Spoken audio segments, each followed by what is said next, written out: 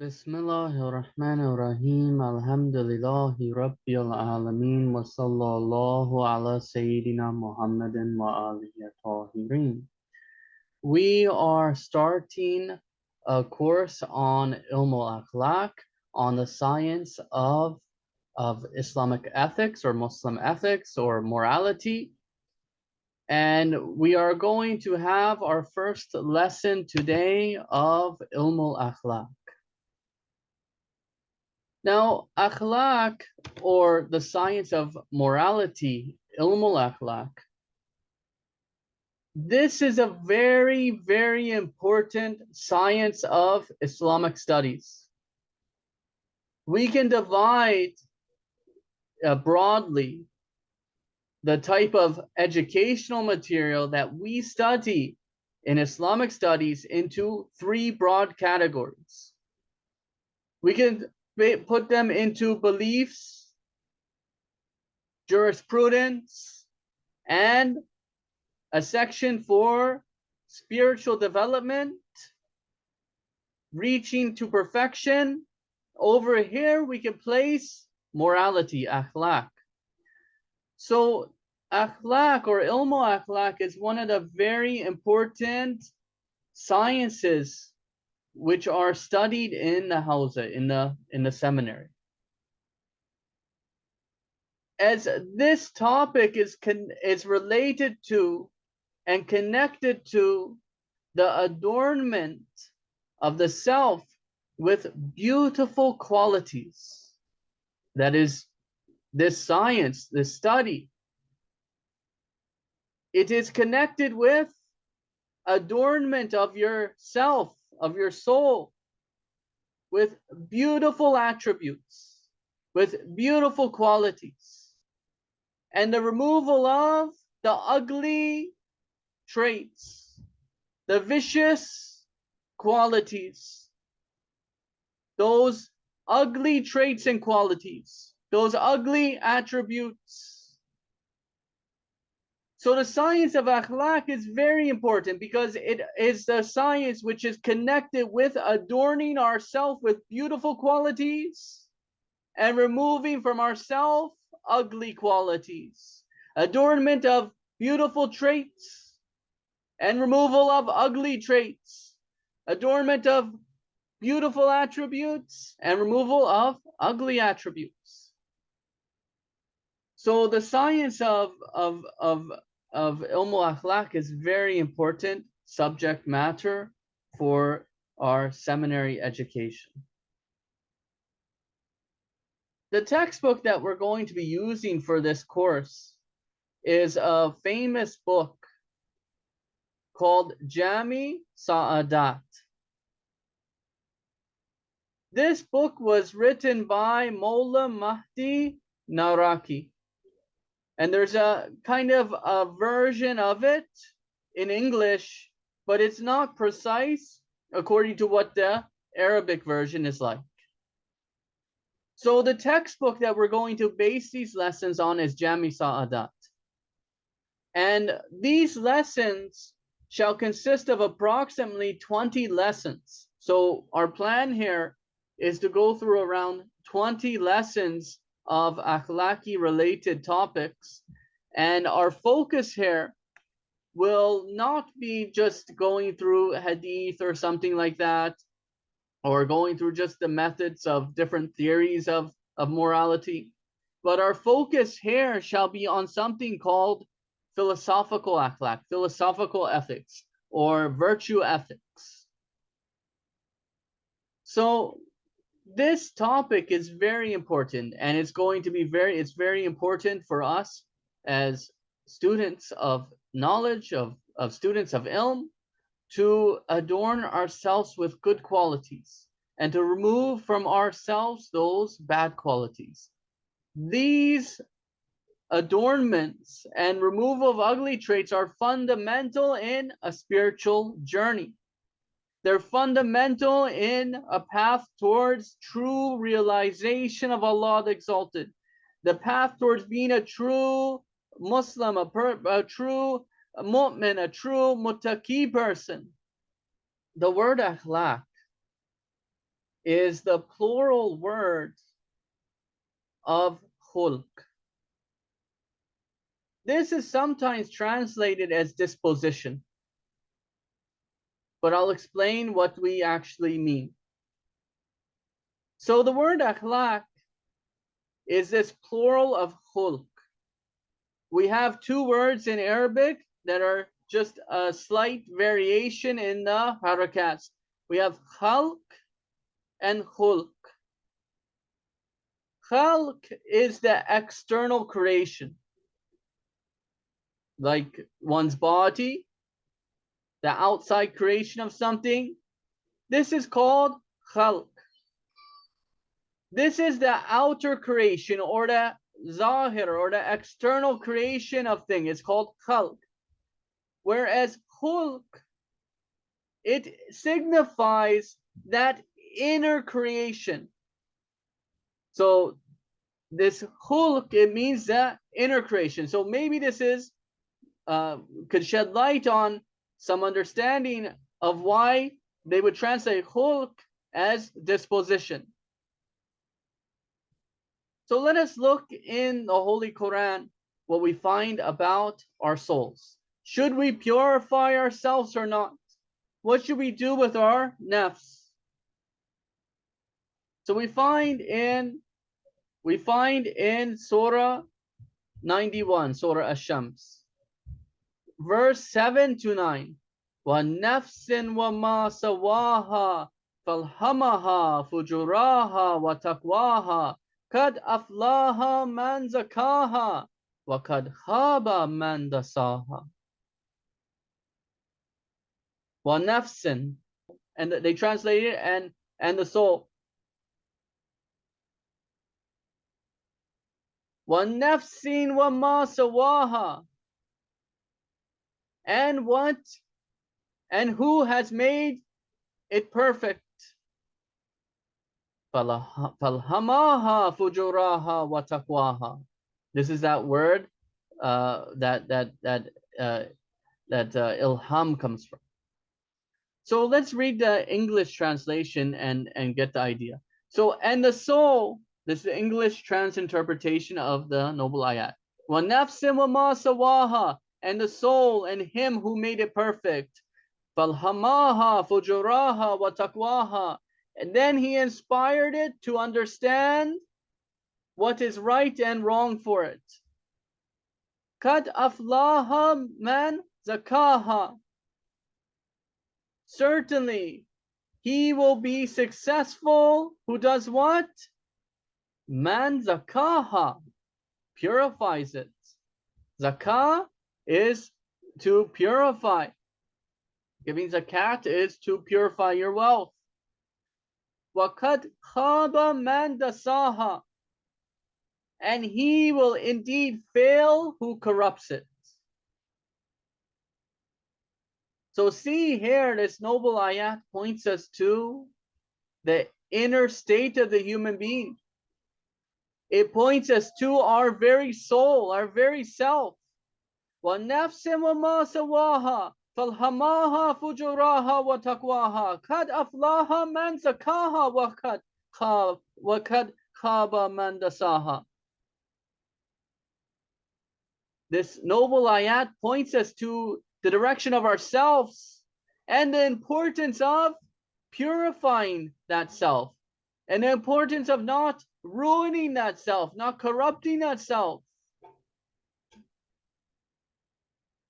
So the science of akhlaq then is something that deals with our inner creation, our inner qualities, that deals with our khulq, not about our khalq. So akhlaq is about our inner qualities. A terminology that we should clarify before moving forward into these lessons is the word malaka. The word malaka, it means a fixed quality in the soul. So the word malaka means a fixed quality in the soul. So here, what is meant by akhlaq is those malaka, those fixed qualities in the soul that are the root of human actions, by which human beings perform easily without much deliberation on them. So this is what akhlaq studies. Akhlaq studies those, how to get those malaka and how to remove the bad malaka. Those malaka, those fixed qualities in the soul, which are the root of human actions. That when a person has those qualities in the soul, then they easily perform actions in accordance with those qualities in their soul. To illustrate this, imagine a person has a quality of riding a bike. They know how to ride a bike. They will ride the bike very easily, unlike someone who has never learned how to do so. Unlike someone who has never learned how to ride a bike. Similarly, we have qualities in our soul that when we act on them, they easily and smoothly are used. These may be vices or virtues. Hence an irascible person is someone who gets angry and enters things into a way which Sharia, which religion and Aql would not allow. So hence, when you have an irascible person, when he's confronted with a situation, he will act angrily, he will act irrational, he will act in an un-Islamic anger. Or if a person is having the virtue of hilm, forbearance, they will handle the situation in a totally different manner.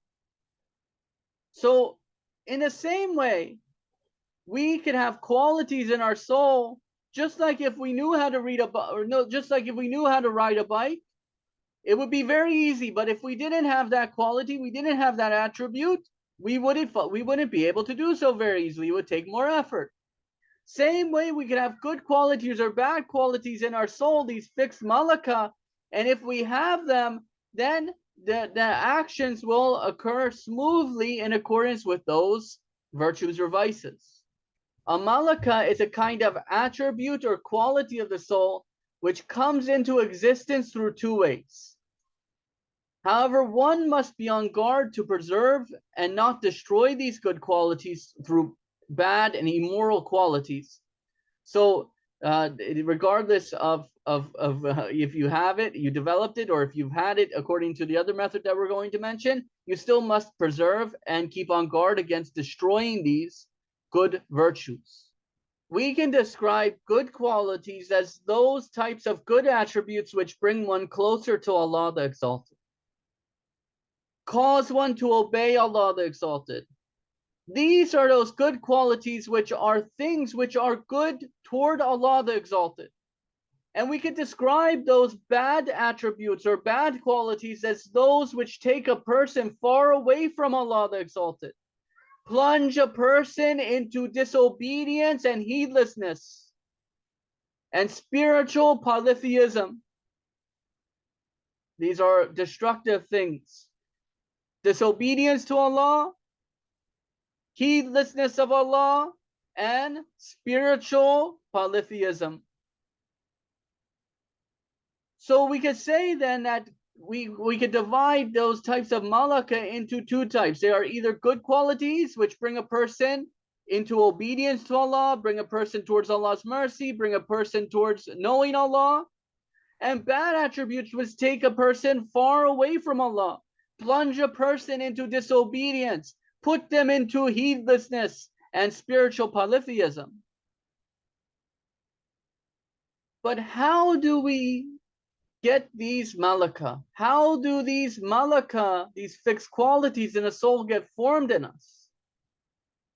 Are we just born with these qualities? And some are just better, some people are just better than others, and we have no hope of ever improving? Or are these qualities merely only things we must exercise and develop in us? Is that the only way to achieve them? In fact, we could say that there are two ways in which a person may acquire good qualities or moral qualities. There are two ways in which a person may acquire qualities in their soul. But first, as a cautionary point, always and throughout every action we take, we must not forget that we are in total dependency on Allah the Exalted. Yes, Allah has created us with ikhtiyar, with ability to make choices, and we make those choices. But everything that we need, we're depending on Allah for it. So here we need to turn to Allah the Exalted. If we want to reach perfection, we need to turn to the most perfect, the one who could grant human perfection, soul perfection. We must sincerely turn to Allah and make dua. Dua is an act of worship according to the narrations of Ahlul Bayt. Sincerely make dua to Allah the Exalted.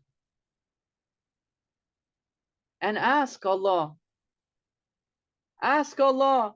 Turn to Allah the Exalted, who is Rabbil Alameen, the nourisher and cherisher of the worlds, who is Mudabiru al-Umur, the manager of the affairs. He's the manager of all creation. So that is the first very important point we must not forget. The second thing is that if we have developed any qualities, or we have any of these qualities in us and they're good qualities, we must make sure we preserve them and we do not destroy them with immoral and bad qualities. So let us look now at the two ways in which we can acquire moral qualities or good or bad qualities in us. The first is natural disposition. Natural disposition. So this is when one is born with that kind of temperament. A person is born with that kind of quality in them. Hence, if it is a good quality, then one must not work against it, but they have to cultivate it. They have to refine it. They have to use it. They have to build upon it. They must cultivate upon it. And if it is a bad quality, then one must uproot it. They must take the shovel and the pick and uproot this bad tree that has grown inside their nafs, and develop better lands upon the soil. Plant a better tree upon the soil. So that is the first way that you acquire malaka, that a person is just naturally having these qualities in them. The second way is through something called habit. Habit is technically repetitive action, to an extent where it has become a habit. So the second way to acquire malaka is through habit in accordance with that malaka. Like if you want to be a generous person, then you continuously do generous deeds until it becomes a fixed moral quality in you that you're a generous person. So the second way is habit. That is, a person chooses a particular virtue and acts in accordance with it through continuous action until they develop it into a fixed malaka, a good moral quality in the soul. And this is through repetitive action. Here, a person must take up conscious effort. They must be aware and they must take up conscious effort using their ikhtiyar in the right direction. They must make themselves with conscious effort move towards perfection, move towards adornment and removal of the ugly qualities. So here one must have and make conscious efforts. And if it is continued, it will inshallah form into a malaka. It will inshallah form into a malaka.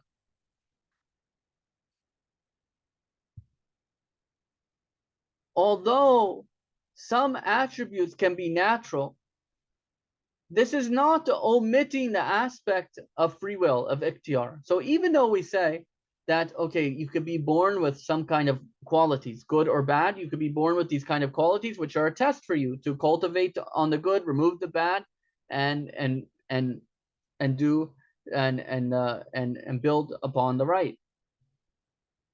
So although with some attributes can be natural, this is not omitting the aspect of free will, of ikhtiyar. That aspect of free will in the human being, which is a necessary feature of human beings for them to succeed in tests, that we have the ability to make the choice between the right or the wrong thing. And there's consequences for either direction we go.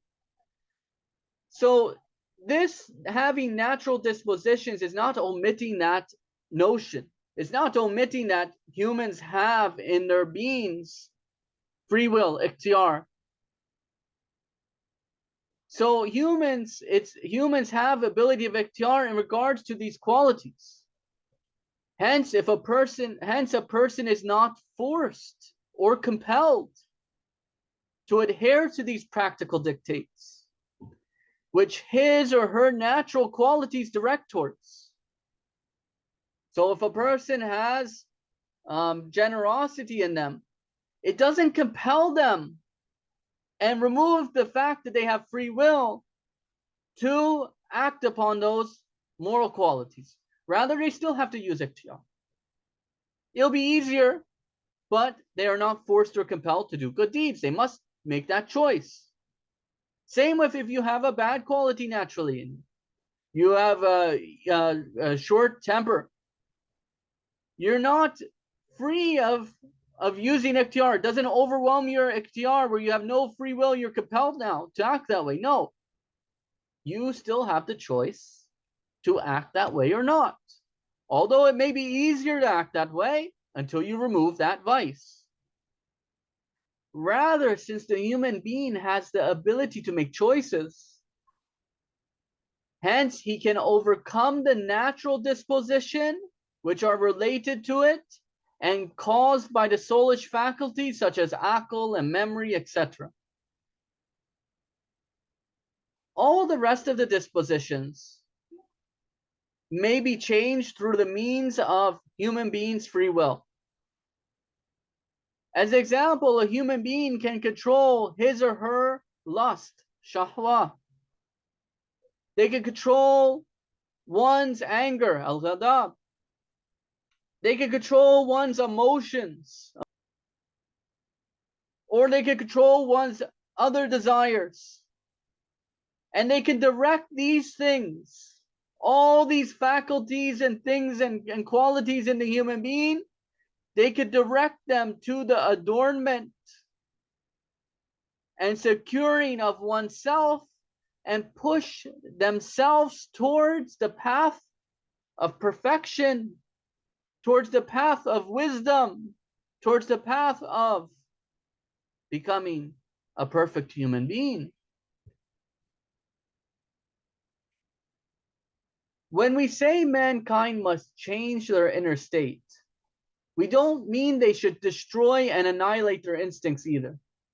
So we're not saying over here that a person should destroy their shahwa or annihilate it and go live like a monk in a cloister, or that they should become some person who has no courage, completely weak, so much where if a lion attacks them, they won't even defend themselves or their family. We're not talking about that. We're not saying that.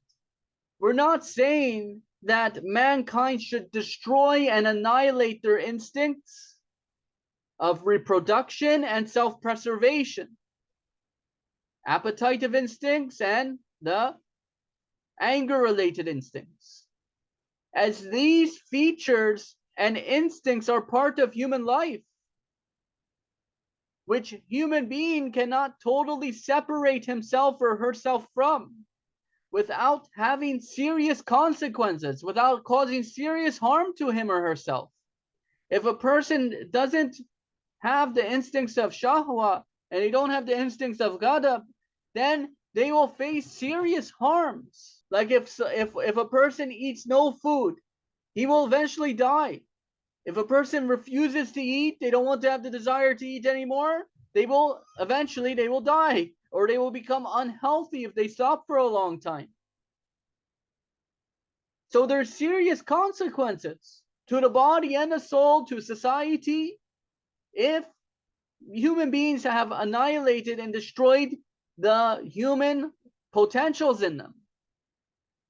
What we mean over here, what we want to advise and direct over here, is that one should avoid going to extremes or negligences in regards to them.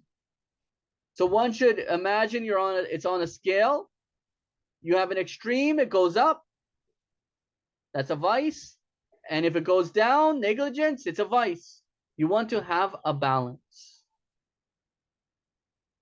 So let me explain what this balance is. This balance doesn't mean do some wrong and do some good. No, this balance, we're talking about the faculties in human beings, which we're going to talk about in the coming lessons. Like as example, the anger faculty. At extreme is irascibility. This is a vice. A person is short-tempered, angry, enters areas that religion and aql would not want him to.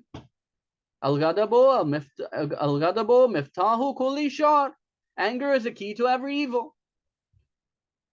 But when it's balanced, it goes into something called courage, like Imam Ali alayhi salam, like Prophet Muhammad sallallahu, like Imam Hussein alayhi salam. These were acts of courage. These were courageous people. That is a virtue. If it goes down to neglect, then that is like undue submission. You're like a mouse, coward. So we want it balanced in virtues. In ethics, we want to say you want to balance it. We don't want vices. Vice is the negligent or the excess. So what is meant here is that one should avoid going to extremes or negligence in regards to them, and hence keeping a balance or moderation,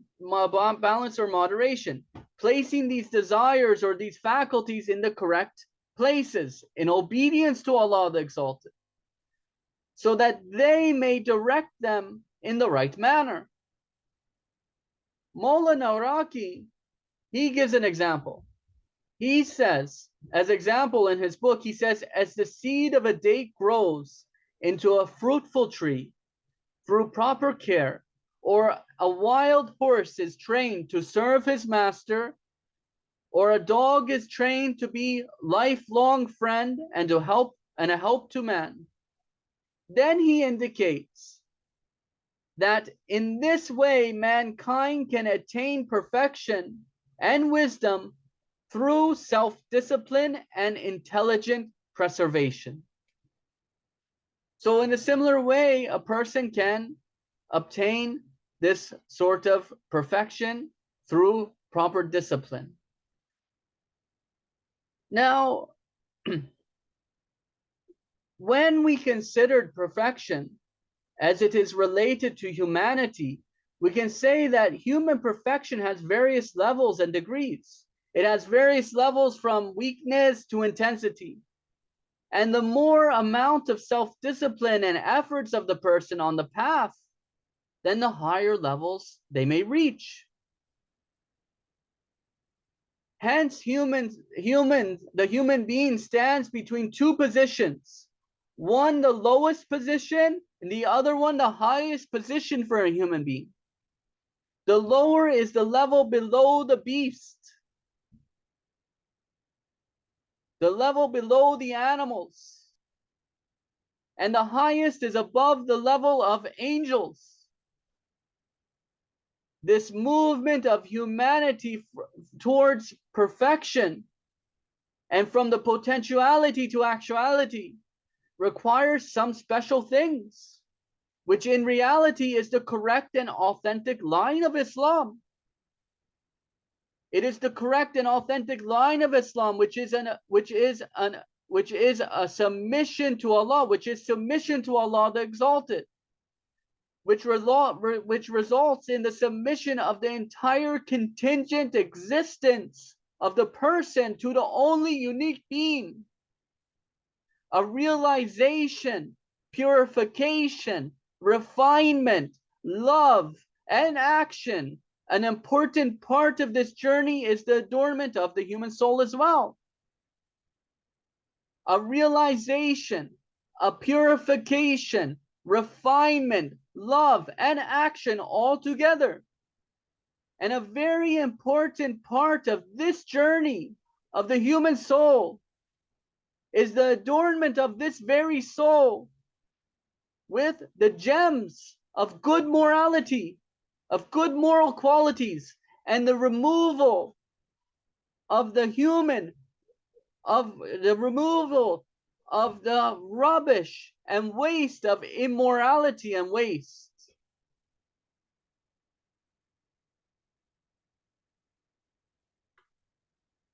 So before I leave, I will just read you this hadith and we will continue next week, inshallah, from here. And we'll just review a little bit next week, inshallah. So look at this hadith, ponder about it. It is narrated that when Imam Sadiq alayhi salam, someone inquired, who is better? Who are better, the angels or Bani Adam? The angels or the children of Adam? He quoted Imam Ali alayhi salam as saying, Allah gave the angels intellect without desires. He gave the animals desires without intellect. And he gave both to the sons of Adam.